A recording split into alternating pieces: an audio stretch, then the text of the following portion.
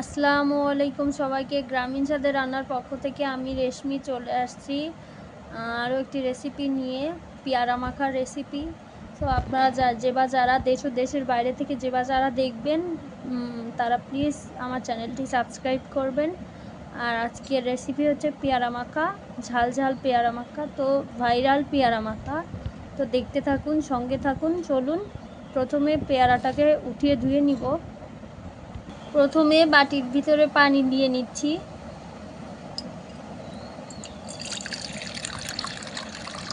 আমার মতো পানি দিয়ে পেয়ারাটাকে সুন্দরভাবে ধুয়ে নিব।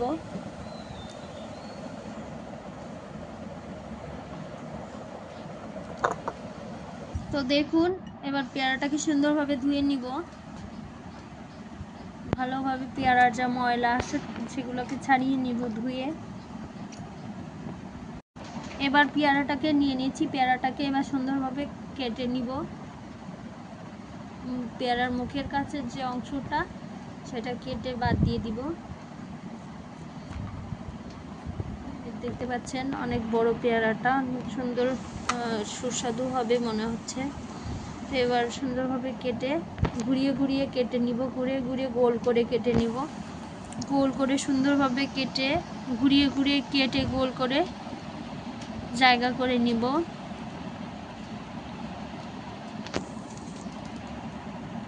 এভাবে সুন্দর করে গোল করে কেটে নিচ্ছি।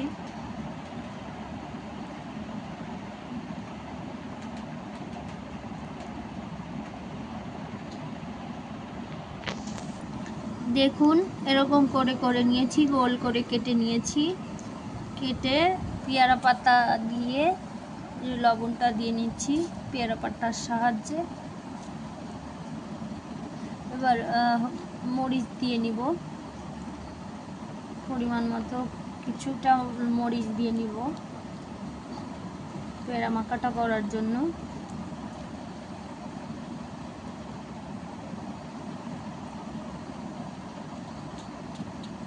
এই যে মরিচটা দিয়ে এবার একটা কাঠির সাহায্যে নেড়ে চেড়ে নিব। তারপরে দিয়ে নিব কিছুটা সরিষার তেল, কিছু পরিমাণে সরিষার তেল দিয়ে ভিতরে ভালোভাবে নেড়ে চেড়ে নিব।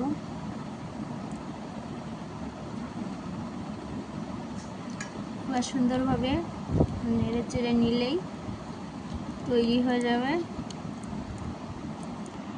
আরও একটা জিনিস অ্যাড করব এখানে, বিট লবণ।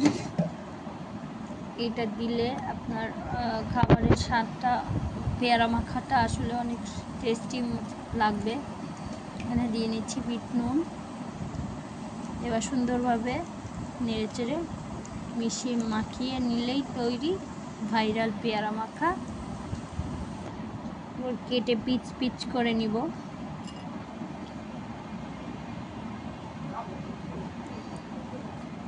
ছুরির সাহায্যে সুন্দরভাবে কেটে নিচ্ছি।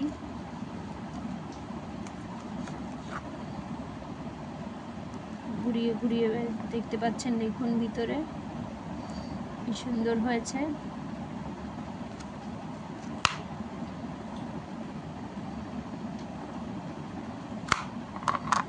তো তৈরি হয়ে গেছে আমাদের ভাইরাল পেয়ারা মাখা। কার কাছে ভিডিওটি কেমন লাগলো অবশ্যই কমেন্ট করে জানাবেন। তো আজকে এই পর্যন্তই, দেখা হচ্ছে অন্য ভিডিওতে। আসসালামু আলাইকুম, সবাই ভালো থাকবেন। আর ভিডিওটি শেষ অবধি দেখার জন্য অনুরোধ রইল। আর অগ্রিম অভিনন্দন আপনাকে, আপনি আমার ভিডিওটি দেখে থাকবেন যদি দেখে থাকেন।